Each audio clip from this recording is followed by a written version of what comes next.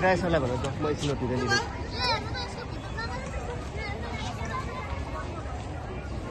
हाम्रो 1 महिनासम्मको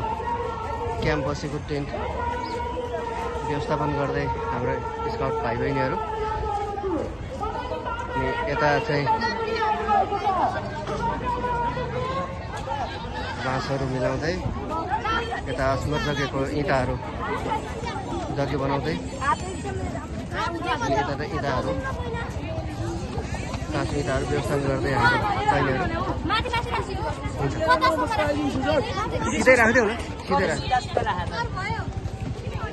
के भयो खुट्टाले नगरेर नानी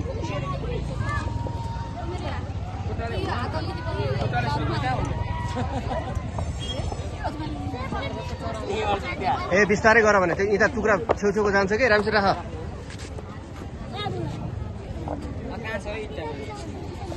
राख पास गरेर राख न पास गरेर राख ल एक्लै नराख सबैले पास गर त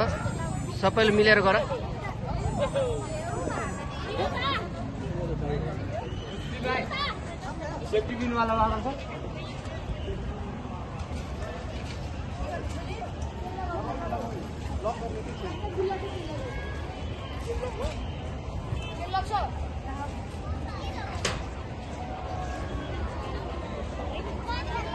डोरी बाँध्ने काम पनि सर्टबाटै भएको थियो